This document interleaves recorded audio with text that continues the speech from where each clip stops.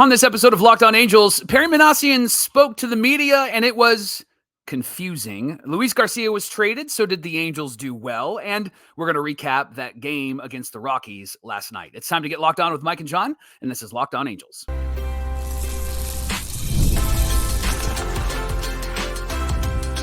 You are Locked On Angels, your daily Los Angeles Angels podcast. Part of the Locked On Podcast Network, your team every day. Thanks for making Locked On Angels your first listen of the day. You can find us anywhere you get your podcasts, including Apple Podcasts, Spotify, and SiriusXM by searching Locked On Angels. And if you'd like to get back to the Super Halo Bros for all the Super Halo content, here's some things that you can do. Leave us a rate and a review on Apple Podcasts. If you're watching on YouTube, hit that thumbs up button. And if you're not subscribed already, please subscribe and become a Locked On Everydayer. And whether you're watching or listening, come over to YouTube, leave a comment. It's one of the best ways to get in touch with us and be a part of the conversation. And today's episode is brought to you by our friends at GameTime. You can download the GameTime app. You can create an account, and you can use our promo code LOCKEDONMLB for $20 off your first purchase. Thanks for being here for this episode of Locked On Angels, where it's your team every day. You've got the Frisch brothers here with you, a.k.a. the Super Halo Bros. My name is John, and that's my brother Mike. And my name is Mike, and that's my brother John. It's our third season here, talking Angels baseball every single Monday through Friday with you. We're happy that you decided to be an everydayer with us, and if it's your first time, welcome to the show, and we hope that you become an everydayer. On today's show, we're going to recap that game against the Rockies from last night. It was a 2-1 loss. We're also going to talk about Perry Minasian's presser from yesterday, who felt very confused by that whole thing. We're going to talk about that. But first, Mike, let's talk about that Luis Garcia trade and the return that the Angels got for a rental reliever from the Red Sox. Let's go. They got 4 players, Johnny. Outfielder Matthew Lugo, right-handed pitcher Ryan Zeferhan, right-handed pitcher Jefferson Vargas, and first base / DH Nico Cavadas. So let's start with Matthew Lugo. He was probably the prize out of these 4 players, right? Mm-hmm. He's mostly an outfielder, but he can play the infield, was ranked as the 23rd prospect in the Red Sox system by Baseball America. And those are the updated rankings. Those are the second half rankings, which are nice to see. And then he's 23 years old. He's a left-hander. He has been slashing in AA and AAA 285 with a 942 OPS this season. Scouts say that his tools are average across the board. And a friend of the pod, Jared Timms, he said that Lugo will be a top 30 prospect with 4th outfield upside. So that's Matthew Lugo, the first guy that they got in this trade for Luis Garcia. Yeah, seems to be ready to come up probably ASAP, Mike. I wouldn't be surprised if we see him at some point this season. Also, rumor has it the nephew of Carlos Beltran. Yeah. How about that? So between Lucas Ramirez and Matthew Lugo, it's the 2000s all over again, baby. Can we get the other Guerrero son on our team? Can that be a thing? If we get all of their production in those 2 guys, we'll take it, right? Yeah, that's all we need. Right-hander Ryan Zeferhan is 26 years old. Is it Zephyr John or Zephyr? Is it a soft J like jogging or jogging? That's you, bro. That's not me. I went with Zeferhan when it was announced yesterday, but he's got a 3.52 ERA, 53 strikeouts in 38 and 1/3 innings pitched between AA and AAA this season. Mike, he throws a 95 to 97 mile an hour fastball. He has hit 101 with that fastball. He's got a slider, changeup, curveball as well. Another great comment from Jared Timms. Zeferhan, depending on how you feel about the age, may be a top 30 prospect. And the next up is infielder Nico Cavadas, who has a 975 OPS, Mike, this season at AAA. He's 25 years old, a left-handed hitter who plays mostly first base. Here's what I love. 70 grade power. So, like Lindsey Crosby says, friend of the pod, your hit tool or your power tool is only as good as your hit tool. So we might need to dive into what his expected hit tool is going to be, but you love that 70 grade power. Well, and we've talked a lot about how the minor leagues in the Angels organization doesn't have a standout power hitter. And so maybe this could be the guy that could be the power hitter. Obviously, we need to check the hit tool. And then the final guy that they got, Johnny, was right-handed pitcher Jefferson Vargas. He's only 19 years old. He's got a fastball at 94 to 95. It's topped out at 98. Vargas has a 3.03 ERA at Class A this season, and he's actually started 4 times this season as well. Now, one baseball executive did say this, not a bad return for a relief pitcher. So the question to you, John, is that true? For 37-year-old Luis Garcia, I would have taken one of these guys, Mike. Right. And that's the biggest issue that I've had with this trade deadline. Obviously, we'll get into that discussion a little bit later on. But to get 4 guys for a rental reliever, I think it's pretty significant. It also shows you where the relief market was at the time. And then when the Angels picked up Mike Bowman off waivers from the Giants, that's when I knew they had a Luis Garcia trade in place. It may have come at 2:59 p.m. On the West Coast, but it did get done. So to me, I think that this is a nice return. Lots of potential here. I like the fact that they have somebody like Jefferson Vargas, who is 19 years old. Mm-hmm. That gives you plenty of time to develop. It gives you plenty of time to work with him, especially if that fastball is topping out at 98. Probably going to be some control issues with inexperience and a really hard fastball. At the same time, I think that you have a lot of runway with a guy like that. And then, of course, Matthew Lugo really intrigues me. The fact that he's kind of, tearing it up between AA and AAA. They don't play in our high elevation AAA like the Salt Lake Bees do. I don't really know what it's like over there in Massachusetts. I can't imagine. Well, there's not much mountains going on over there, right? So there's a lot of flat land. Yeah. Into that part of the country in my lifetime. But I will say that to see those numbers, I think is really encouraging. And, Jared's comment about 4th outfielder upside, you think that's as high as he'll go? What do you say? Well, I think with somebody like Lugo, you have an opportunity to really let him develop and maybe even perhaps bring him up to this roster. And if there's a roster, maybe outside of the A's and the Marlins, if there's a roster to try to figure some things out, it's the Angels roster. And so I would love to see Lugo on this team. And if he plays the outfield, great. If he plays a little bit of infield, great. It'd be great to see what he can do for us. Maybe he's kind of a Luis Rengifo type of guy. And it seems like he's got a pretty good handle of the bat, Johnny, with a 292 OPS and a 285 batting average between AA and AAA. And if his tools are average across the board, then I'm thinking the first name that comes to mind is Taylor Ward. Average across the board, neutral across the board.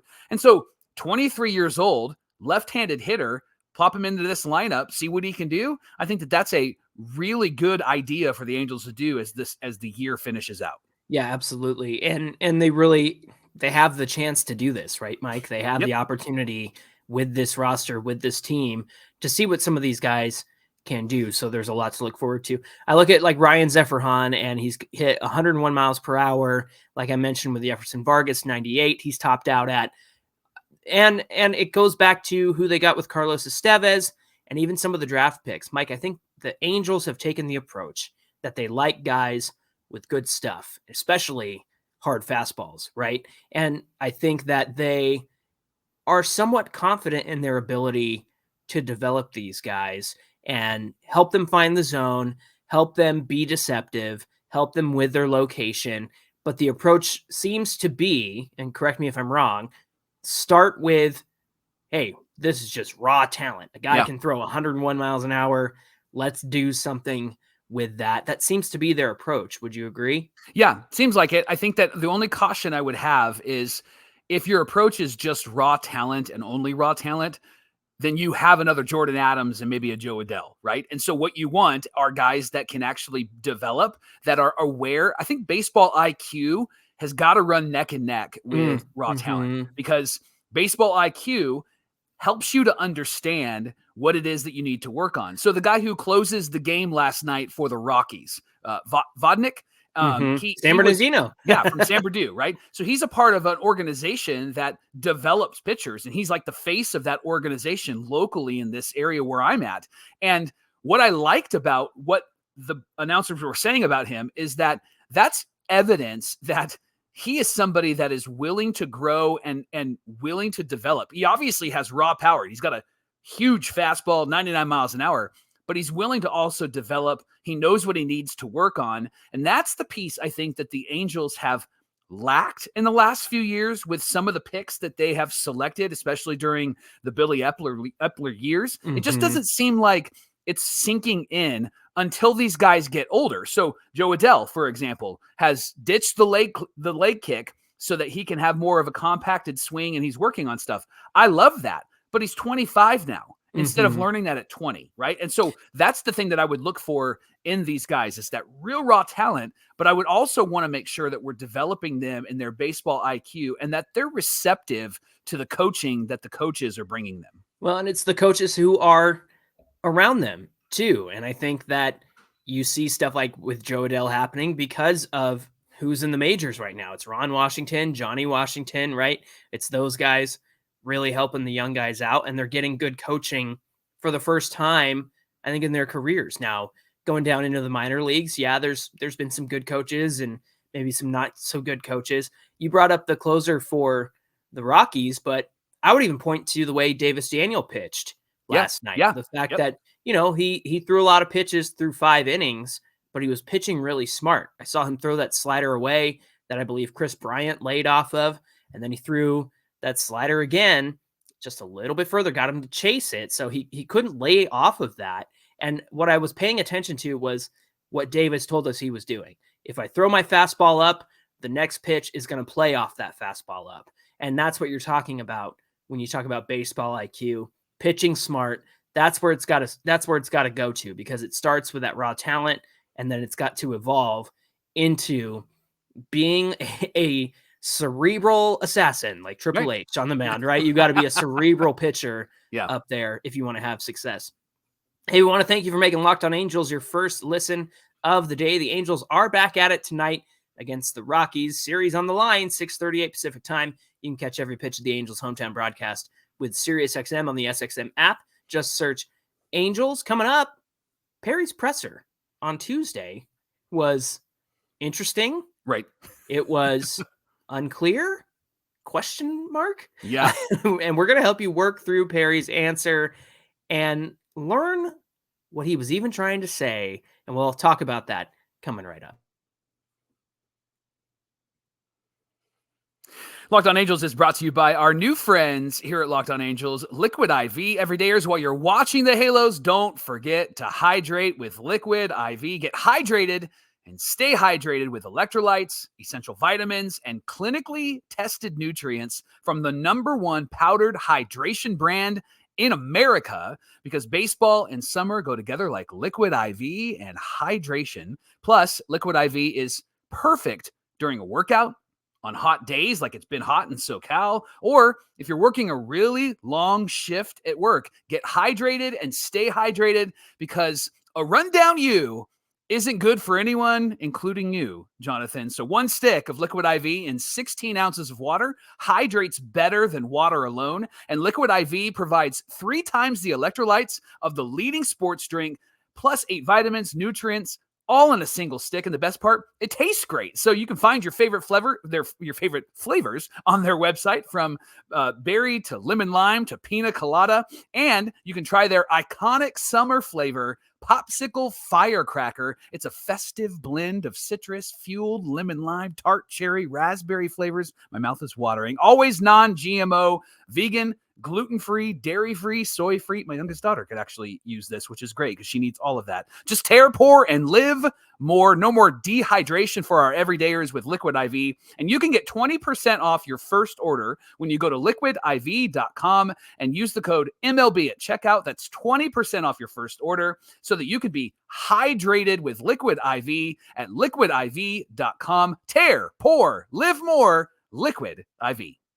And today's show is brought to you by our friends at Supply House. Order supplies from the website that's made for the skilled trades. Find thousands of parts from hundreds of brands in just a couple clicks at supplyhouse.com. Supplyhouse.com gives you 24/7 access to a huge selection of plumbing, HVAC, and electrical supplies. You can get fast delivery from anywhere in the U.S. If you need help with an order, they got you. They have a knowledgeable customer support team where you get to talk to real people every single time. Great news for plumbers, technicians, contractors. You can be a pro because you can join their free Trade Master program for free shipping and serious discounts on every order. Over 100,000 pros already trust the TradeMaster program, and you can too. So apply for your membership today at supplyhouse.com/TM. Save time and money when you order online, when you need plumbing, HVAC, and electrical supplies from supplyhouse.com. Real people, Michael, real service.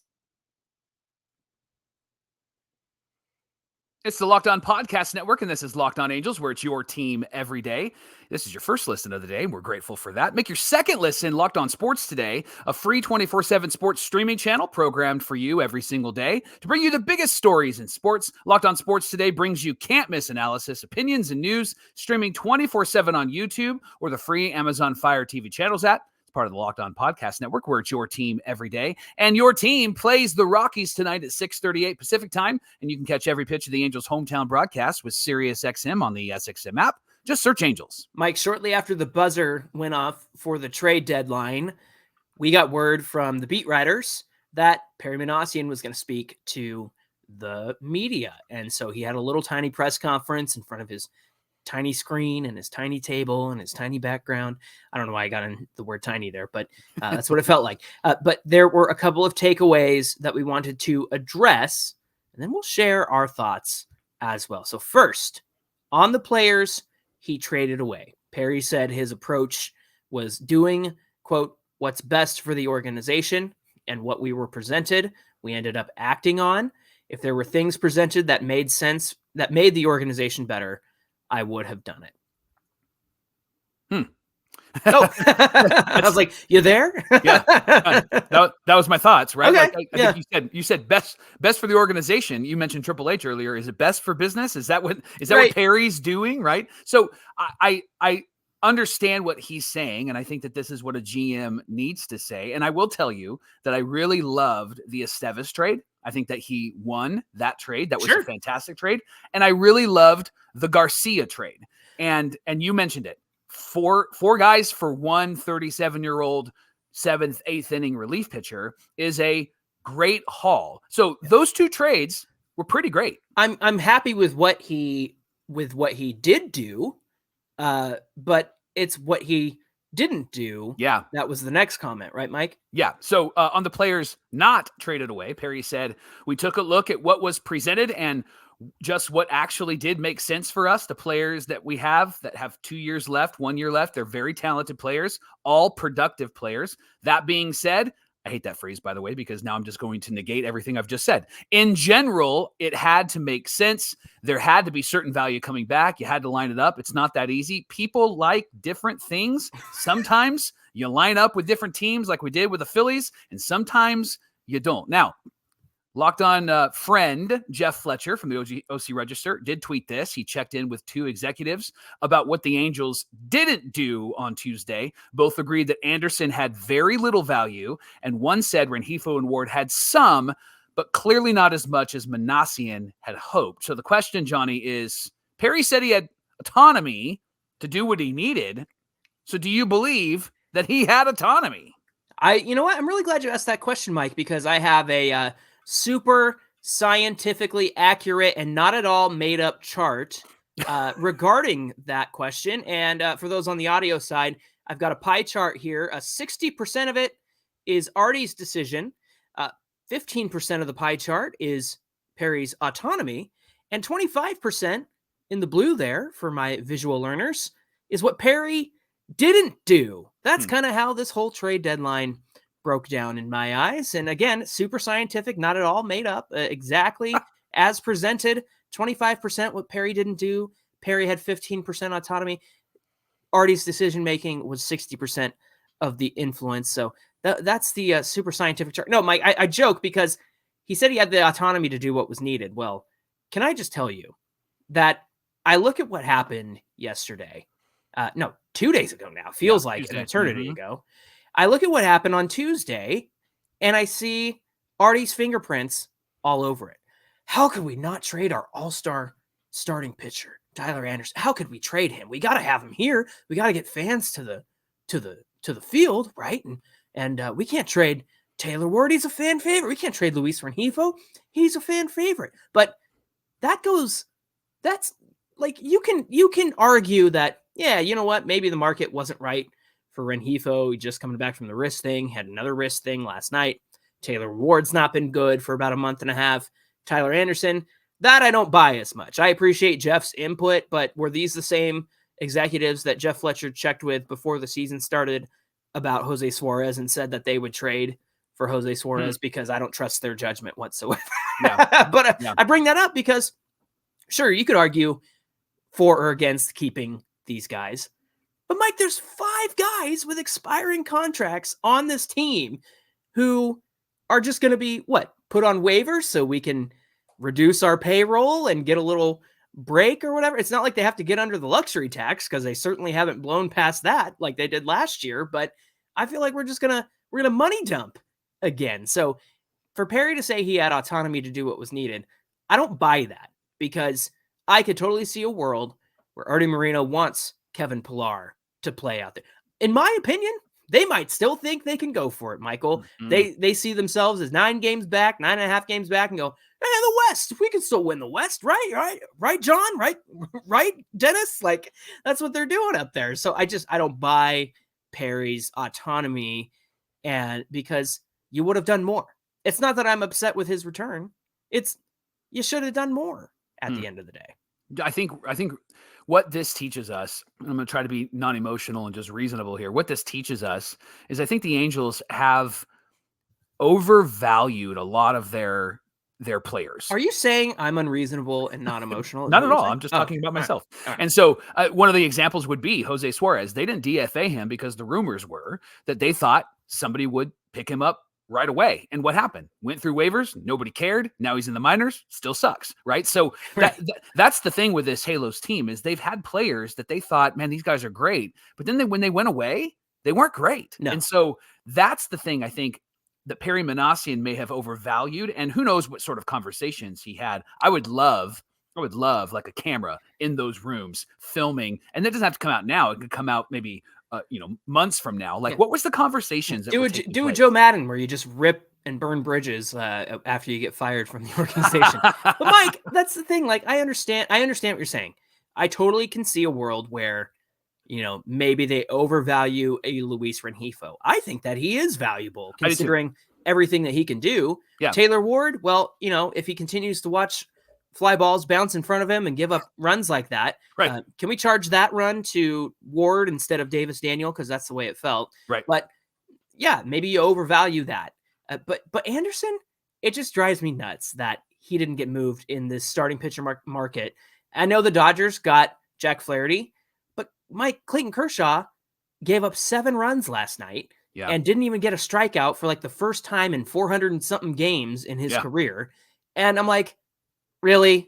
Like nobody wanted Tyler Anderson? Not one person wanted Tyler Anderson on their team. There were so many risky moves that were made in terms of pitching that I'm just like, come on. Like we all know the FIP is a problem. We all know the expected numbers are a problem. But if you need that little nudge, that little push, just a little push, Mike, to get you to the playoffs, then you're going to go after Tyler Anderson. So I don't buy some of this nonsense. The third thing that he said that I thought was interesting is that he, when asked if he felt like this team could compete still for a playoff spot this season, Perry said, next question. And then on the question of if he felt like this team could compete in 2025, Perry said, we'll see. John, if I got in front of the organization that I lead and there was some turmoil and they were looking for clarity and they were looking for vision and they were looking for direction, and I said, we'll see, I would have a meeting with the elder board right after I said that. They would say, you just told our people,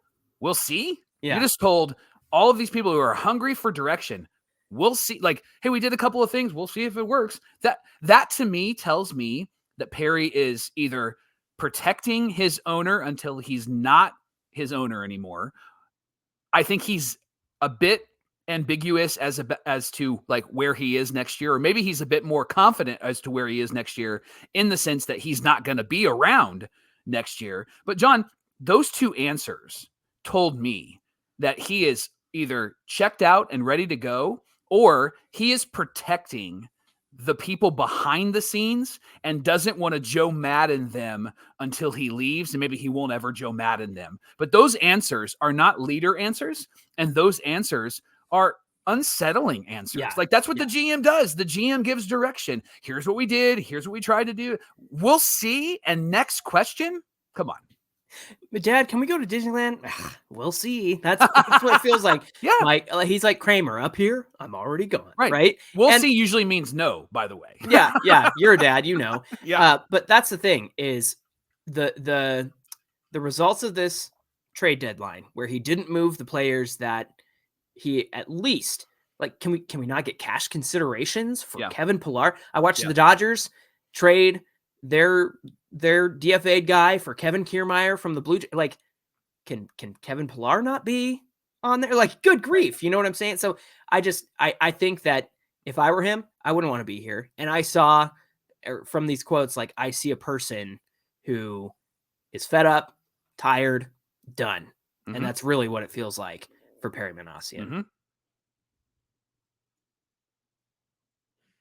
With all this talk about the Angels, we know that you're so excited to go to the game, right? And even if you're not excited to go to the baseball game, you can go to concerts, you can go to comedy, you can go to so much more with Game Time. They are fantastic. They're obsessed with finding ways to help save money for you. And you can get last-minute tickets on all sorts of events and save up to 60% off sports, concerts, comedy, theater, and so much more. With Game Time, in their app, they have exclusive flash deals on seats ahead of the game or the event. They have zone deals where you choose the section and then they choose the seat. And then they have all-in prices, pricing. The fees that you have are all up front. There's no surprises. And then you get a panoramic view of where you're going to be sitting. They also have the lowest price guarantee. Game Time will give you the lowest price, or if they don't, or if you find something better, they're going to credit you 110% of the difference. Love that. Your purchase, by the way, with Game Time is covered with the most flexible customer service policy in the ticketing industry. This is why you got to use Game Time. Take all the guesswork out of buying tickets with Game Time. Download the app right now and use our promo code LOCKEDONMLB for $20 off your first purchase. That's LOCKEDONMLB for $20 off your first purchase.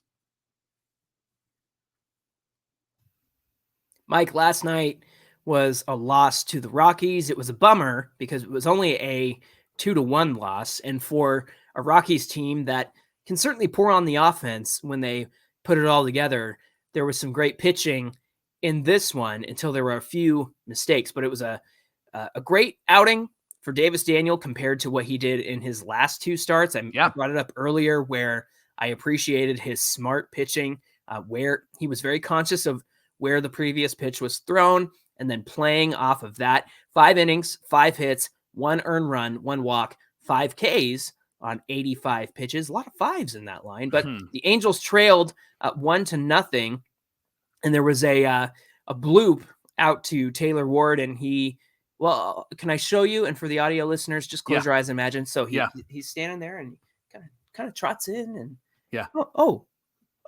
it fell in front of me. How did that happen? So, like I said, can we charge that run to Taylor Ward and not Davis Daniel? Because number one, I have a soft spot for Davis Daniel. And number two, Ward's been doing this all season long. It's driving me absolutely insane. And Wayne Randazzo actually said on the broadcast, and he usually doesn't slam the players, but he did say, kind of looked like Ward could have caught that one. Yes. And then there was another one that was hit to left field that ended up being foul later in the game.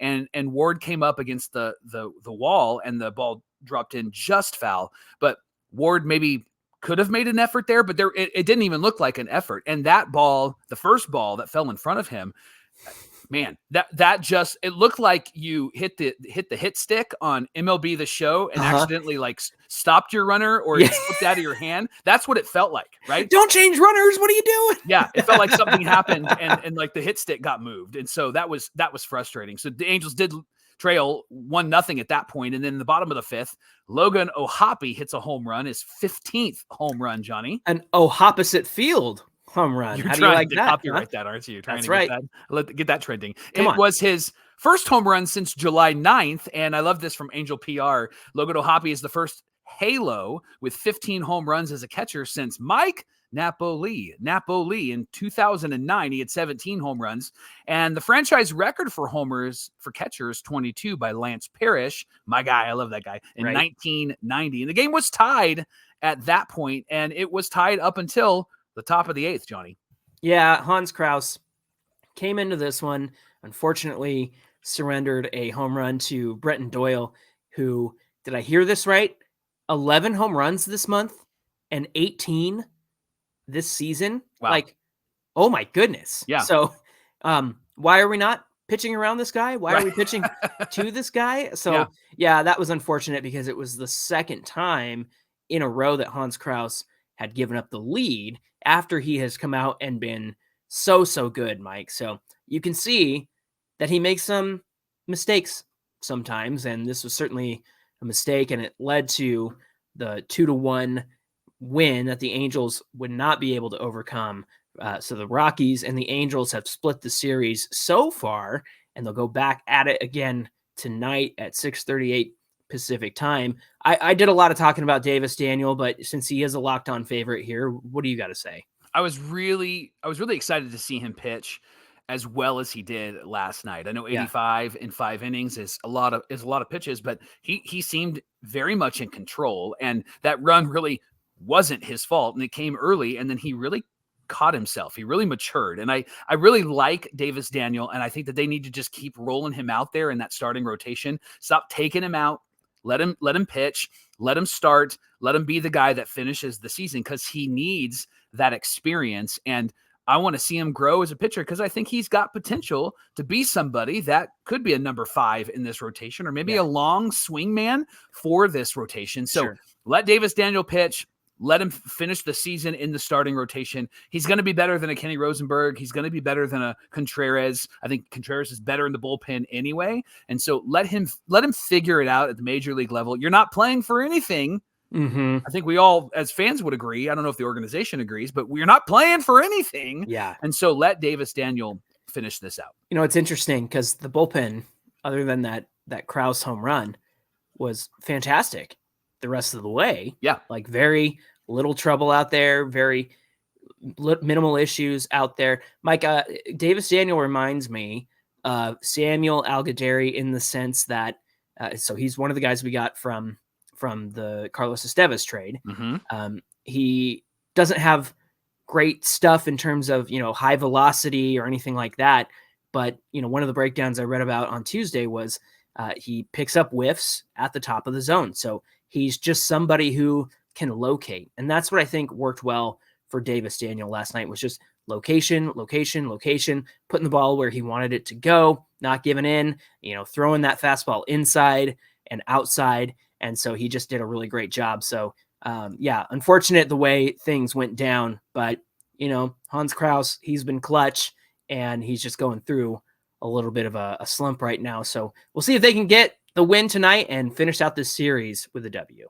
Hey, thanks for making Locked On Angels your first listen of the day. Now for your second listen, check out Locked On MLB Podcast. Sully's going to make you laugh, make you cry, and he's going to make you smarter, and he's going to prepare you for the playoffs. He's got every single game covered on Locked On MLB, and it's available on YouTube or wherever you get your podcasts, part of the Locked On Podcast Network, where it's your team every day. And speaking of your team, they are playing the Rockies tonight at 6:38 Pacific time, and you can catch every pitch of the Angels' hometown broadcast with SiriusXM on the SXM app. Just search Angels. Hey, give us a follow on Twitter at Locked On Angels, and also follow us at Super Halo Bros on Twitter and Instagram. Mike, I am so ready for our conversation tomorrow. Would you let our everydayers know what it's going to be? Yeah, what could have happened with the Halos if they potentially traded all of these contracts that are ending at the end of the year, specifically like a Kevin Pillar? Well, tomorrow we're going to play coulda, woulda, shoulda with these players, and we're going to share some insight into the possible trades that